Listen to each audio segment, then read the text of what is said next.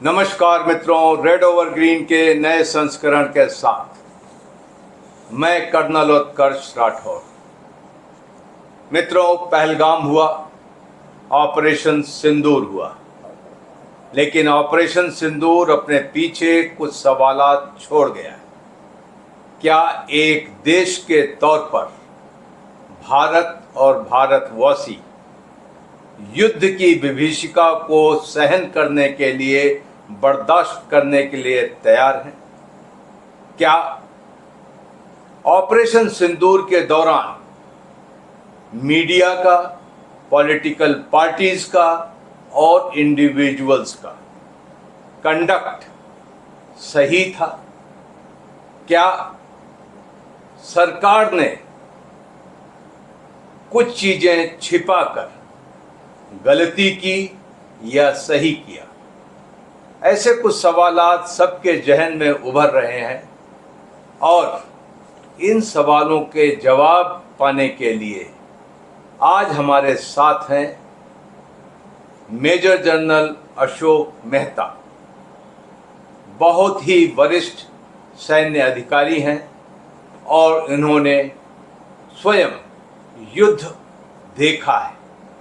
तो सर, आपका स्वागत है।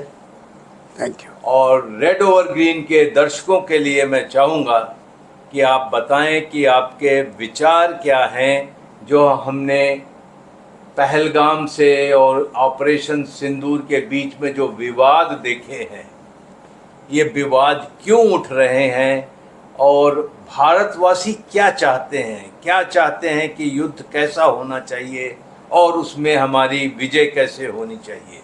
तो एज ए नेशन आप क्या समझते हैं, हमारा कंडक्ट क्या था?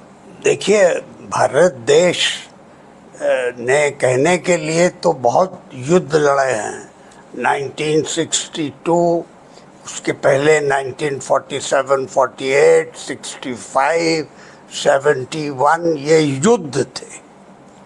उसके बाद हमने कारगिल लड़ा, उसके बाद ऑपरेशन पराक्रम, फिर श्रीलंका, फिर उड़ी, फिर बालाकोट और अब सिंदूर। तो नंबर्स में कोई कमी नहीं है, लेकिन युद्ध का क्या मतलब होता है? युद्ध यूरोप ने देखा है, जहाँ पर सिविलियन पॉपुलेशंस का बॉम्बिंग होता है। जो ब्लिट्स हुआ था यूके में, उन्होंने 4 साल लड़ाई की मेहनत और लड़ाई का नाश्ता देखा है। हमारे यहाँ जब युद्ध होता है तो खासकर पाकिस्तान के साथ हुआ है अभी तक, और पाकिस्तान के साथ युद्ध होने के लिए पंजाब, गुजरात, राजस्थान और गुजरात, ये मुख्य तौर से ये 3, और जम्मू और कश्मीर, ये 4 स्टेट्स हैं जिनको इफेक्ट ज़्यादा होता है। जी हाँ। और 1962 में जब लड़ाई हुई तो वो असम के लोगों ने उसको भुतका। अब ये लड़ाई का जो दौर है, ये सबसे लंबी लड़ाई हमारी 47, 48, 18 महीने हुई। उसके बाद अभी जो युद्ध हमने लड़ा वो 4 दिन भी नहीं था। जी हाँ। सो जो युद्ध का उसका जो मेहनत और उसके पूरा देश कभी नहीं हमारे युद्ध में शामिल हुआ। ये बॉर्डर स्टेट्स ही शामिल होते हैं। और दूसरी बात, जो कामयाबी हासिल होती है उस टाइम पर जम्मू और कश्मीर के जो बाशिंदे हैं, जो लाइन ऑफ कंट्रोल पे रहते हैं, सबसे ज़्यादा नुकसान उनका होता है, क्योंकि पूरी पॉपुलेशन डिस्प्लेस हो जाती है। पंजाब में नहीं होती, राजस्थान में नहीं होती, गुजरात में नहीं होती। इसलिए ये जो मैं नहीं समझता कि भारत एक पूरे देश के ज़रिए युद्ध को समझता है। कोई यूनिटी हमने नहीं देखी और यूनिटी हमने क्यों नहीं देखी? जैसे आपने कहा कि जो हमारी सरकार है वो चाहती है कि उसका जो राजनीतिक फायदा है जीत का या ड्रॉ का, उसका फायदा सिर्फ जो रूलिंग पार्टी है उसको मिलना चाहिए।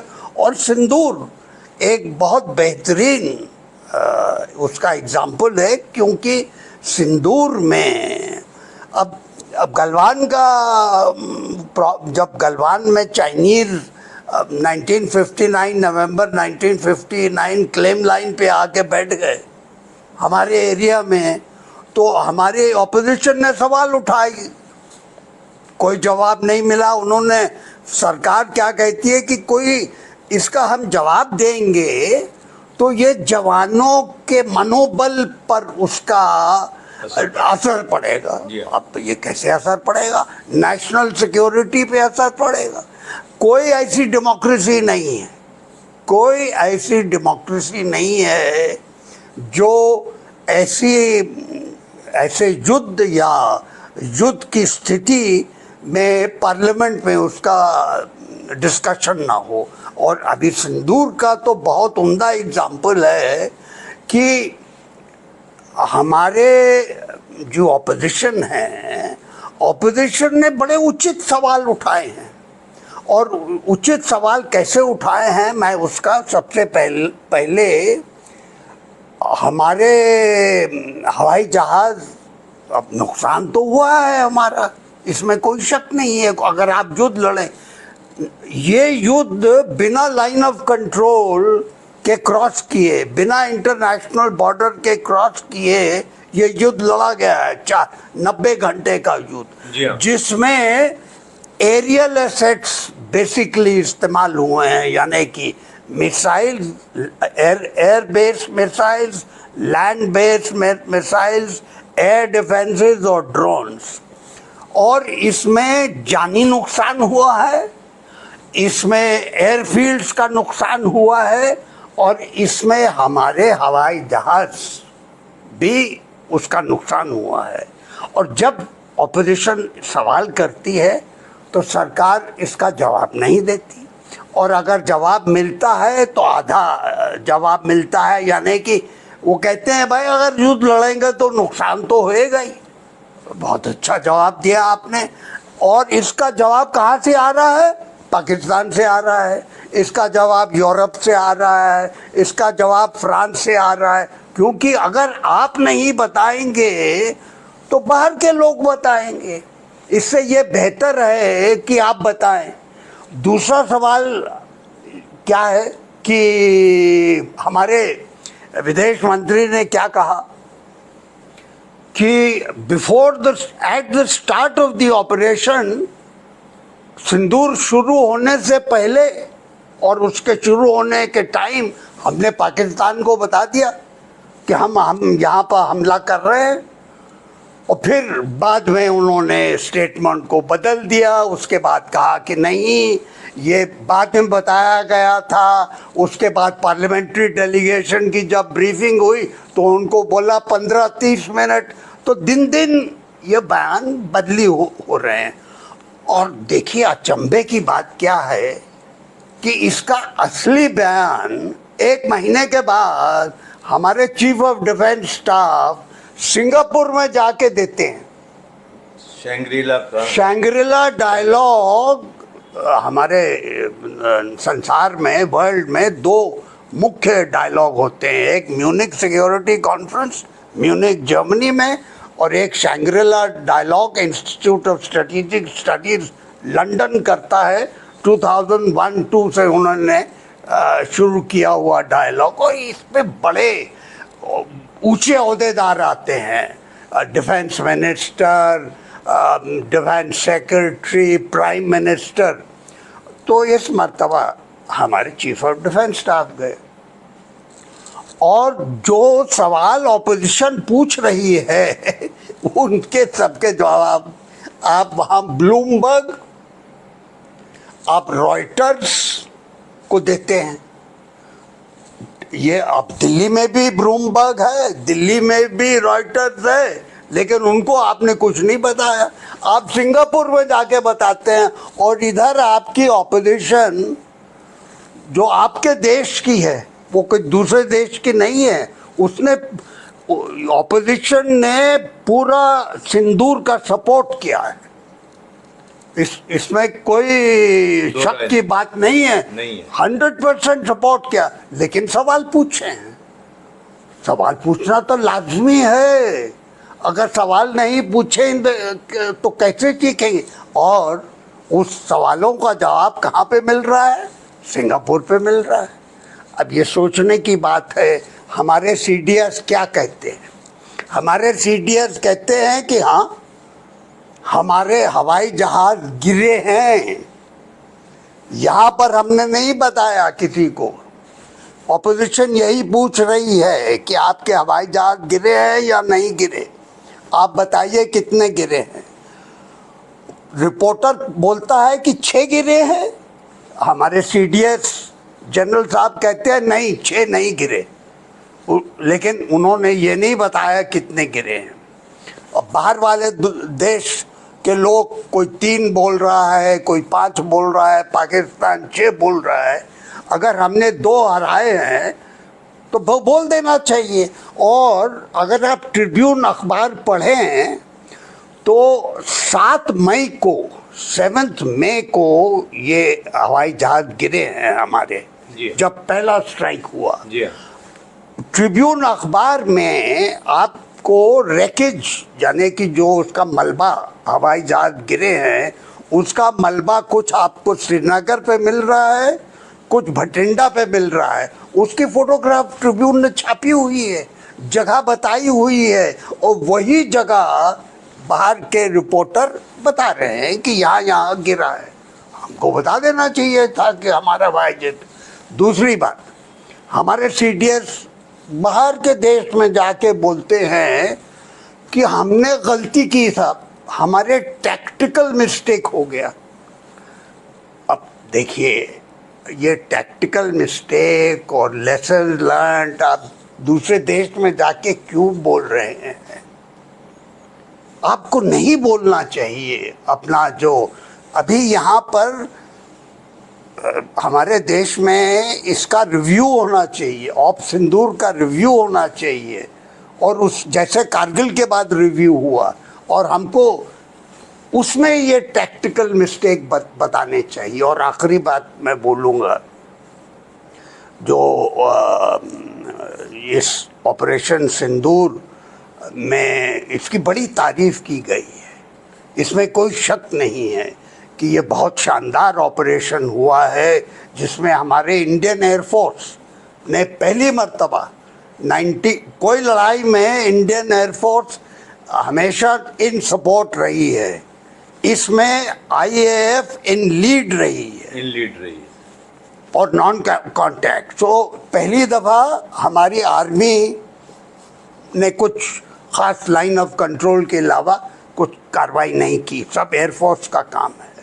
और इसलिए ये जो लेसन, इसकी जो लेसन्स हैं, जो सबक सीखे हैं हमने, इसका एक रिव्यू होना चाहिए।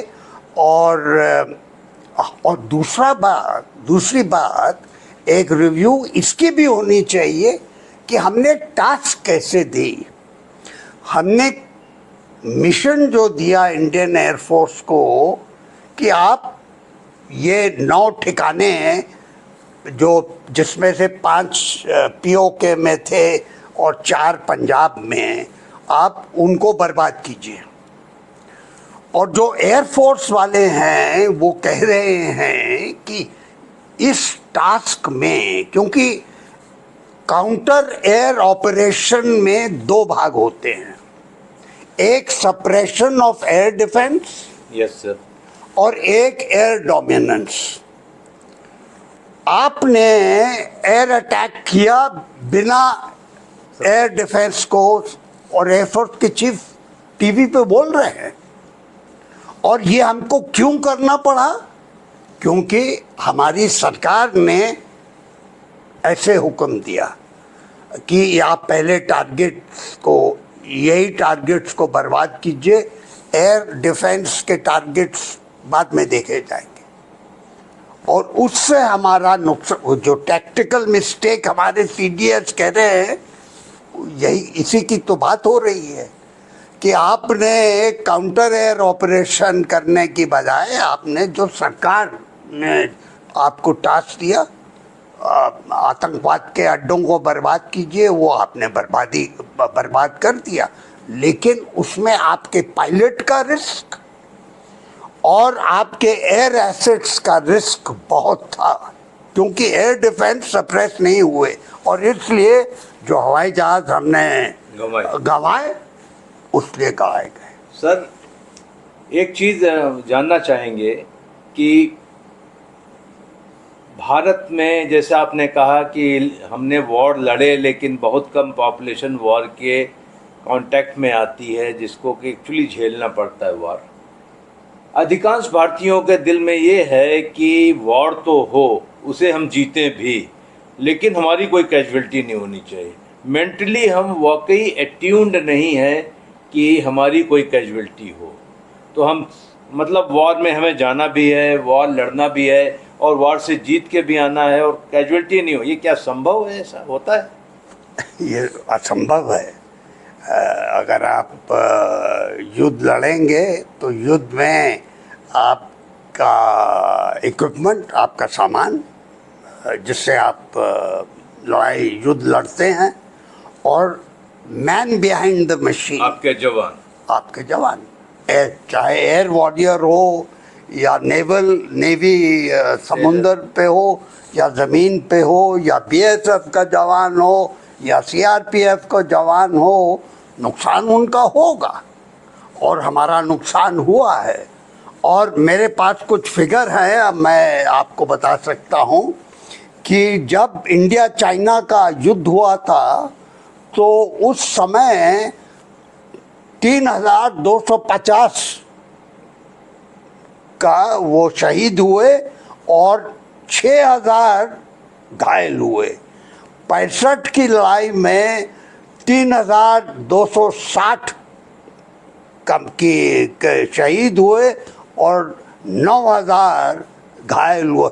71 साल की लड़ाई में करीब 4000, और इसी तरह करते हुए कारगिल में भी 527 लोगों की मौत हुई। और पराक्रम, जो युद्ध नहीं था, जी हाँ, उस पराक्रम में माइनफील्ड लगाने की वजह से, ये बड़े ताज्जुब की बात है, क्योंकि जल्दी जल्दी माइनफील्ड लगाई गई उस समय, और जब माइनफील्ड जल्दी में लगती है तो बड़ा नुकसान होता है। और 527 जाने गई माइनफील्ड लगाते हो, युद्ध लड़े बिना युद्ध, और एक्चुअल कैजुअल्टीज उसकी 1500 थी पराक्रम की। तो क्योंकि युद्ध में कैजुअल्टीज होती हैं और एक समझदार देश इस बात को समझता है कि कैजुअल्टीज होंगी। अभी ये चीज़ है कि कहा जाता है कि truth is first casualty in war, पहली कैजुअल्टी युद्ध में सत्य की होती है। तो आप इसे कैसे जस्टिफाई करेंगे? क्या ऐसा होता है? बिल्कुल, ये तो पहला, सबसे लड़ाई का पहला प्रिंसिपल है। जी हाँ, वो unity of command and concentration of force, 8-10 और ऐसे प्रिंसिपल्स हैं, लेकिन सबसे पहला प्रिंसिपल है ट्रूथ। जी हाँ, सत्य का नाश पहले दिन हो जाता है और लड़ाई शुरू होने के पहले से शुरुआत हो जाती है, क्योंकि ये माइंड वॉर है, ये आपके साइकोलॉजिकल वॉरफेयर है।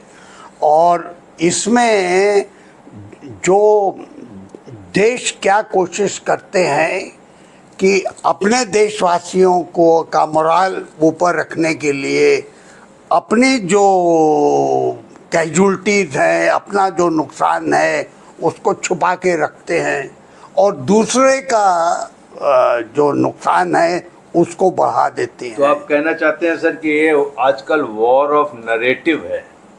Battle of narrative. और ये वॉर ऑफ नैरेटिव सिर्फ युद्ध भूमि में ही नहीं लड़ा जा रहा है, सोशल मीडिया पर भी लड़ा जा बहुत, रहा है, माइंड्स पे भी लड़ा जा रहा है। बिल्कुल और दुरुस्त। चूंकि ओपन वर्ल्ड है, इसलिए हमें वॉर ऑफ नैरेटिव भी बहुत ही स्ट्रांगली और स्टाउटली लड़ना चाहिए।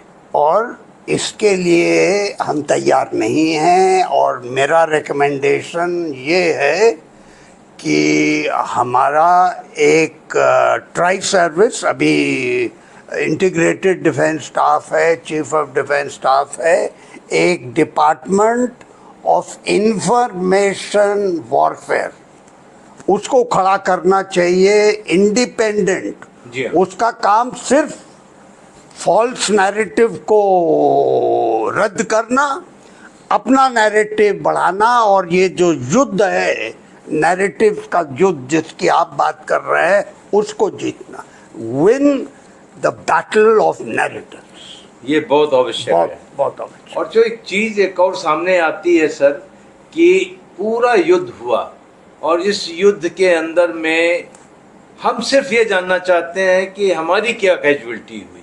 ये कौन सी मेंटेलिटी है हमारी? क्यूरियसिटी बोलेंगे, मीडिया भी जानना चाहता है, इंडिविजुअल भी जानना चाहता है, अपोजिशन भी जानना चाहता है कि हमारी कैजुअलिटी कितनी हुई। क्या हमें ये चीज़ अच्छी नहीं लगती कि हमने क्या हासिल किया, और कैजुअलिटी के पीछे इतना ऑब्सेशन क्यों है? ये जहाँ तक मैन पावर की बात है, कितने आदमी घायल हुए, कितने आदमी मरे, उसको आज छुपा नहीं सकते। जी हाँ। क्योंकि आपको नेक्स्ट ऑफ किन को बताना पड़ता है। जी हाँ।